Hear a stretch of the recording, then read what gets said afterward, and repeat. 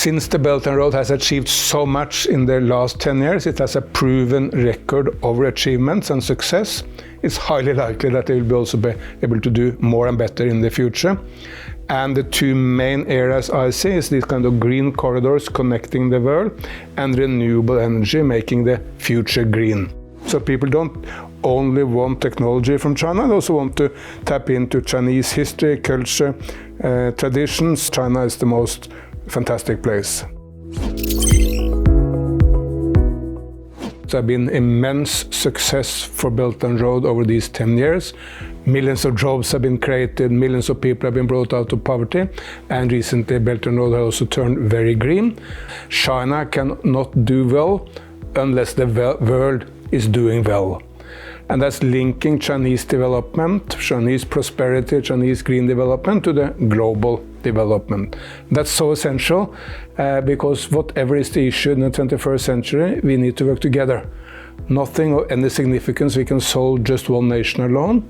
Let's work together for economic prosperity, bringing everyone out of poverty, solving the climate challenge, creating a world where we take much better care of the environment. And what we have seen is a major transformation. In the early days of Belt and Road, there were a lot of coal investments and oil and gas investments. That was a watershed moment, and that was the Chinese decision to stop all overseas coal investment. And when you don't do coal investment, what will it be? Solar, wind, hydro. And interestingly enough, all those nations who had discussed coal investments with China in the past now come up and said, we don't need coal any longer. Let's go solar, let's go wind, let's go hydro. So Indonesia or Pakistan or Bangladesh or Kenya, Ethiopia, they all wanted to go into the renewable energies. So Belt and Road is now very green when it comes to the energy. And the other big area, which is connectivity. China has established one of the most wonderful railroads in the world, in Kenya, from Djibouti to Ethiopia, in Africa, from Laos to Kunming, closer to home. Recently was opened from Jakarta to Bandung in Indonesia. All these are green corridors, making sure that people can move and goods can move more on train rather than on roads. Number one, we should see the opportunities rather than just looking to the problems. A lot of people speaking as if going into the green is a problem. No, it's not. It's an enormous opportunity for better health, caring more for Mother Earth, and more jobs and prosperity. When China, for instance, now have moved straight into electric cars, 60% of the global market for electric cars is in China. BYD from Shenzhen was just passing Tesla as the biggest producer of electric cars in the world. Well, it's good for the environment, but it's also very, very good for the Chinese economy and for prosperity. China is now the world leader in solar, in wind, in hydropower, high-speed rail, electric batteries. And this creates jobs and that creates prosperity in China while adding to a much greener future for humanity. It will be very, very positive, creating more jobs, more prosperity, more connectivity. This is good to bring everyone out of poverty. Belt and Road is now a major force for renewable energies. Chinese companies are the world leader in every green sector. BYD, and when it comes to electric cars, but Longi from Xi'an is the number one solar company in the world. Goldwinds is the number one company in the wind sector. So China already has done so much for the green development and can do even more in the future. And these green corridors, which are established, in the next decade they can be taken further. For example, if you go to the city of Mombasa in Kenya, it's a very poor and somewhat run-down city. Then you go to the end station of the Mombasa-Nairobi Railroad, which is built by China, and it's like, wow, it's an oasis, it's green, it's clean, it's well-functioning, everything is superb, and it shows the potential of Kenya for the future. But if we can continue to Rwanda, Burundi, Uganda, the inner of Africa, these wonderful, beautiful nations will get more tourists and they will get much more access to the world market and develop much faster. And that's just one example. Another one is Southeast Asia. where China has just constructed a railroad in Indonesia and Laos, but let it in the future be a very fast Chinese speed trains from Singapore through Malaysia, through Thailand, also including Myanmar and Laos, and the entire Southeast Asia will be connected. And in 10 years' time, I'm sure you will be able to go from Singapore to Beijing by train in 24 hours.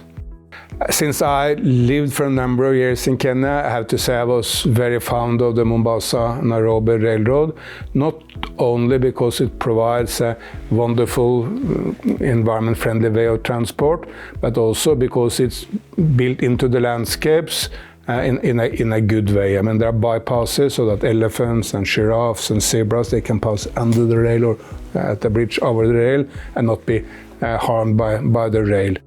Because it's much more modern and it's done with much more care for the animals.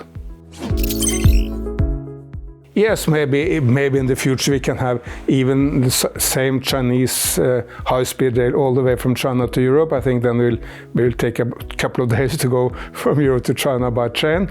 In the meantime, this is wonderful for export of different commodities, and there are numerous trains going from China through nations like Kazakhstan to Europe every day, bringing commodities in both directions and bringing trade. Because whatever is heavy and big will go by ship, but smaller quantities, where speed is urgent, can go by train.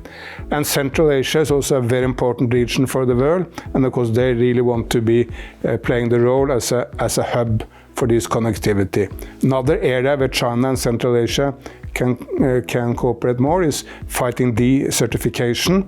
China, and particularly in Mongolia, is probably the best in the world when it comes to technologies for fighting deserts and greening, tree planting, done wonderfully. Many of these deserts are so green, and that technology can be discussed with Central Asian nations which struggle with the same.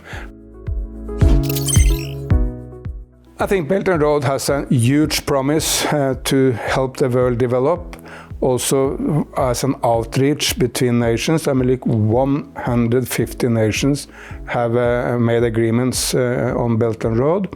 There's still some criticism from the West claiming that Belt and Road is negative.